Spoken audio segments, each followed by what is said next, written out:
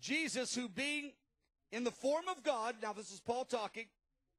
Now, it's some really unusual language if you're not familiar with these three verses. But these three verses are a gold mine. They are an absolute gold mine of truth.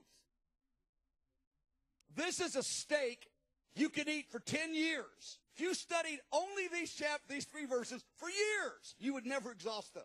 They are so vast in their meaning. Jesus, being in the form of God, so he had the form of God. He had all the power of God. He had all the privileges that go with having the power of God. That's what it means to be in the form of God. He had all the power, and he had all the privileges that go with the power. It was all his. He was in the form of God. He did not consider it robbery. That's an interesting phrase, to be equal with God. But he made himself of no reputation. Or a number of translations, instead of the word no reputation, they say he emptied himself. Some translations say no reputation. Others ones say he emptied himself. Jesus emptied himself, or he emptied himself of reputation is what it's talking about. He decided he would live in a way without any regard to how the people responded to him or gave him recognition or gave him affirmation. He emptied himself of living for human affirmation. That's one part of this. It's bigger than that, but that's a part of it. He took upon the form of a bondservant. Now, he took on the form of a bondservant. He meant an outward lifestyle of a bondservant. The form of a bondservant, it means when people saw him, with his words and actions, he exhibited the behavior of a servant. And the reason he took upon a form of a bondservant when he became a man, the reason when he was in the human arena, he behaved like a servant is because for all eternity he had a servant's heart. Jesus did not become a servant when he became a man. He always had a servant heart, but when he became a man, his servant heart was openly seen in the human arena. And in the ancient world, well, even in our world today, being a servant was not something that was esteemed. That was actually a real put down, because the word is a slave. A man in the ancient world that was a slave had very little value. That is how he exhibited his behavior, like a slave. And nobody knew the truth about who he was. And the reason he took on the form, the outward behavior of this slave, because inwardly he had a servant heart, because it says that he became of no reputation. He decided from now, when he was in the human arena, he would not live with regard to how men valued him. He was of no reputation. He says, I'm not going to live by what they say about me. If they completely ignore me, I'm going to live the same way before God. If they want to make me king, I won't be king except for in the will of God. I won't go high, I won't go low. I will be of no reputation. What they say will not move me any way. This is remarkable. And he came in the likeness of a man, being found in the appearance of a man. Now that seems like pretty cool. Being human is really awesome. Unless you're the uncreated God, then being human is a real step down. For the rest of creation, being human is a step up. But being the uncreated God, this was a dynamic, significant limitation and restraint in his life to be human. It's a huge statement. When he became a man, the incarnation, when he was born, the angels I can't imagine. I can't wait till I get to talk to them face to face on a regular basis. Like, what did you think when Jesus became human? Oh my goodness. It was like, it shocked all of us. We couldn't even hardly believe the report. Maybe they'll say it all different. It's shocking. There's nothing to compare to. A king in a palace becoming a slave in the field doesn't compare to God becoming human.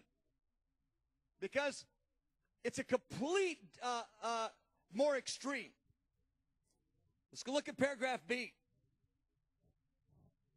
Jesus did not, let's look at this strange phrase. Jesus did not consider it robbery to be equal to God in privilege and in honor. So to be equal to God meant equal to God in the privileges that were his. Now you could apply this two different ways. And I believe both ways are valid. Both ways have an application. Jesus could have said that he would not take anything from God the Father by insisting on having the equal privileges that God the Father enjoyed. Because he's as much God as the Father.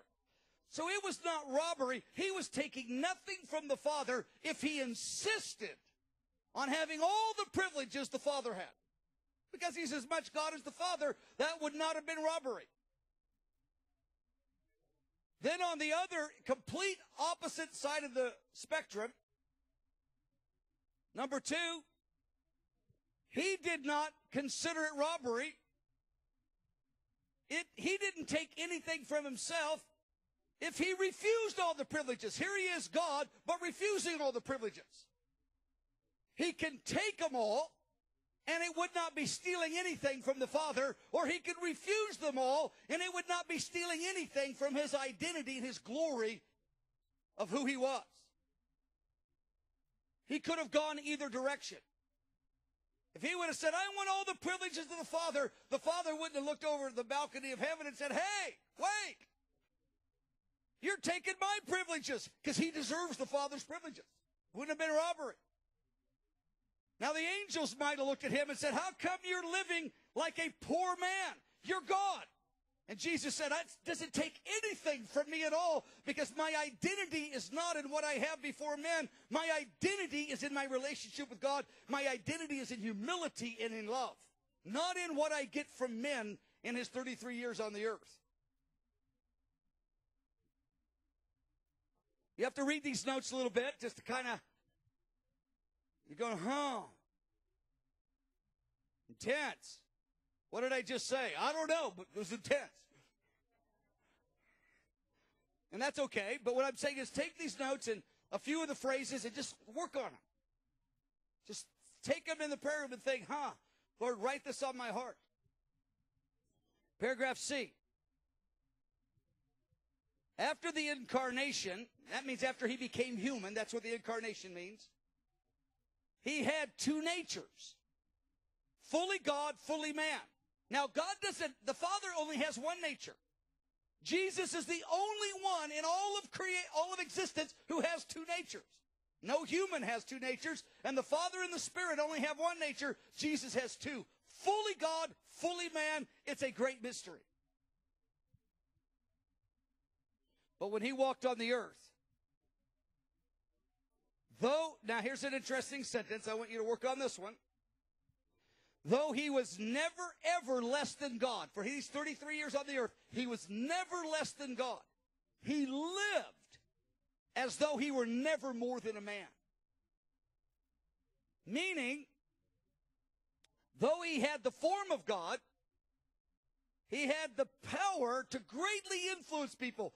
In the form of God, he had all the power of God, and he had all the rights to use it.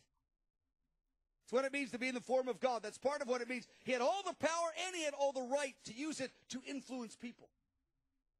He said, no, I'm not going to do it. I'm going to be like every other godly person. I'm going to pray, fast, wait on the Spirit, and when the Spirit leads me, then I will use God's power to influence people. I will wait on the Spirit like everybody else that's human has to.